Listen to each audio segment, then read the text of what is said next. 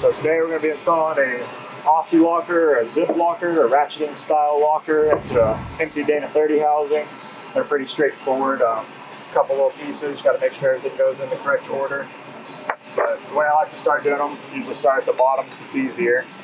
Slide in your outer piece. And these right here, we're going to assemble with these pins. This helps with the locking mechanism. We'll drop our pins into here. They will sit flush. We're going to drop in our alignment ring.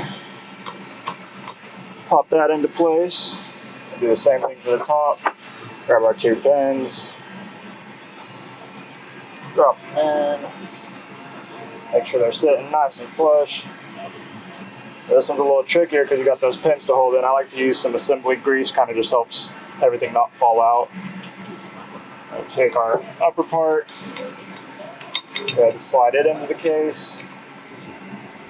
Take our lower part, we're going to do the same thing, just kind of make sure you wiggle it in. You can see it's kind of chamfered. Drop that in like that, make sure your pins all line up. And the tricky part about these is getting these springs in. Let everything fall into place there. You see I have pins that are on the bottom, but then I also have them on the top side. So if you can get those pins to fall in, it kind of helps you hold it. Just like that. This is definitely the hardest part of the install. Take these springs right here. They're real stiff because there's two springs inside of each other. This is unreal. How much trouble I'm having with this. If you think you can do this better, in the comments let me know. Jesus Christ. Grab a different spring. See, just like that. Guide that spring in there. And you're going to do the same all the way around in all four of those. We'll spin back over here and get this one. Just like that. Use your pick, kind of push it in. Flip the carrier and do the same on this side.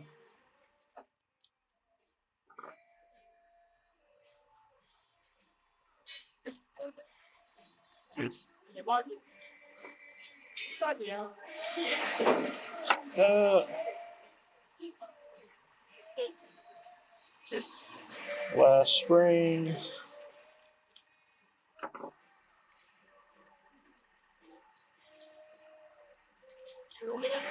Alright, that is the locker assembled.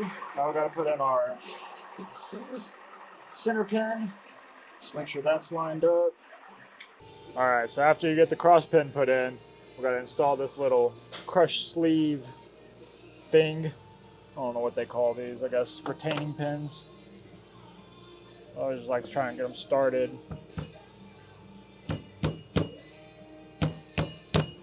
Just like that, kind of tap her in. If you need to use a punch or something to help.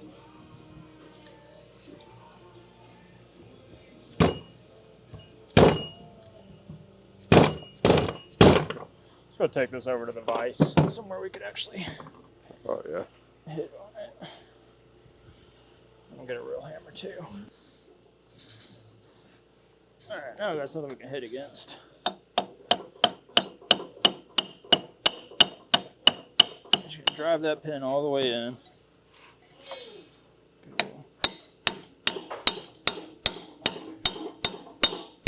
Just like that, till it's nice and flush. That pin's not gonna go anywhere. Locker's installed. Ready to go back into the car. Kind of. But yeah, that's an Aussie locker. Nice and easy. Customer's going with a 456 gear ratio. I can get all these bolts started on this carrier.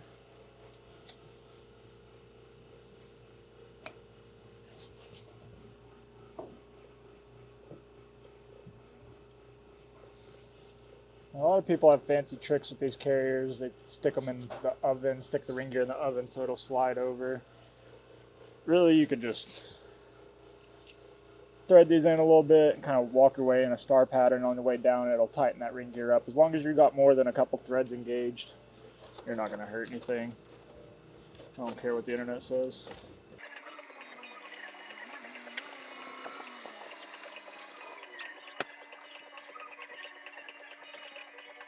Swoop.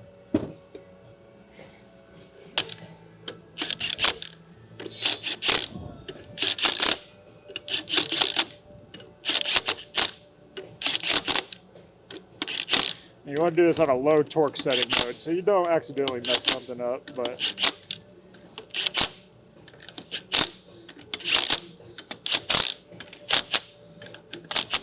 once you see all of them are kind of snugged up, and we know our ring gear is completely seated. You can see we're flush all the way around, and that's the ring gear. Torque it.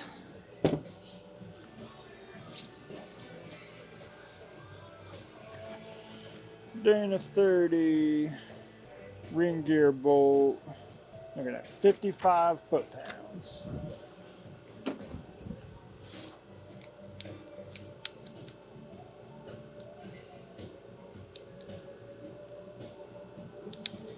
They're 56 because race car. Alright, I'm just going to take this back to the vise.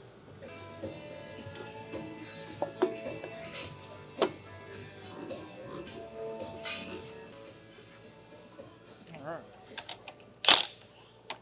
We'll do our Loctite circle. Hey, I'm Michael. I work in the Everglades as a guide and a scientist, and I use TurboVax. It's a very simple process. Like, I really don't have to do that much.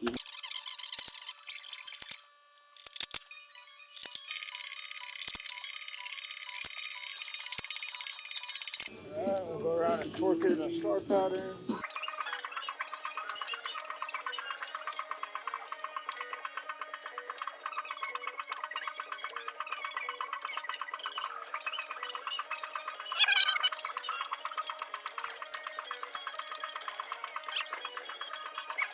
Alright, there's our new bearing install kit. But we're going to pull off the old bearings because I want those shims as my starting point. Bring over our bearing mover. It's important to have an organized workspace.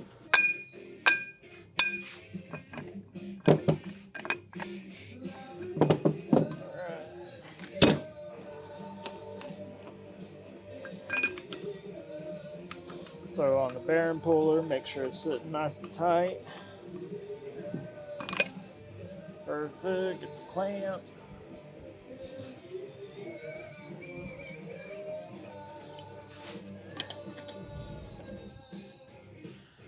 I think that's a 27. But I've been wrong before. Not today.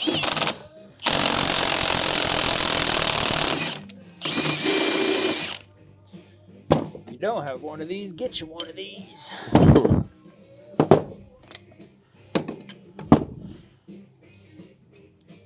Alright. There's the shim pack they had in there originally. That is not a factory shim, so these gears have been done before, which makes sense because it had a locker in it before. Telltale sign of a good time. So in a Dana 30, I've seen it both ways, where you'll do, this one looks like they shim it from the pinion side, or the bearing side out, but I've also seen it where they have shims sit on the outside. You have to like keep that together. That's a pain. These are a lot easier to install, but a bigger pain to adjust. So pick your pain. Fair enough.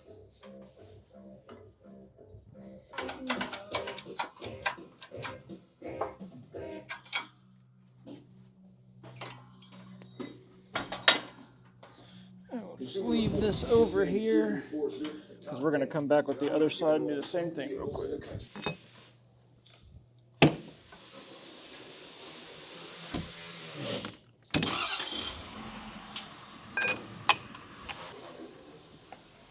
This bearing's going to break. Maybe not though.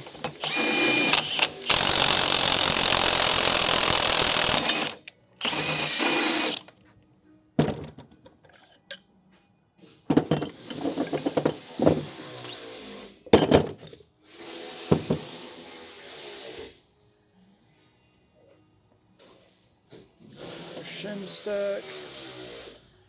Grab a new bearing. And I'm sure we'll have to make an adjustment, but this will at least be a good starting point.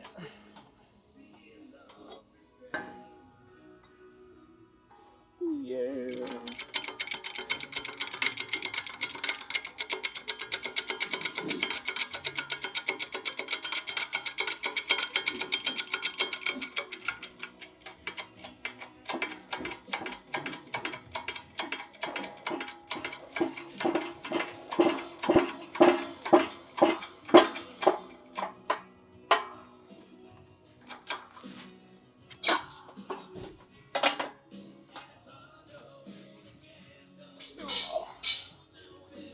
Perfect. That is fully assembled and ready to go back in the car.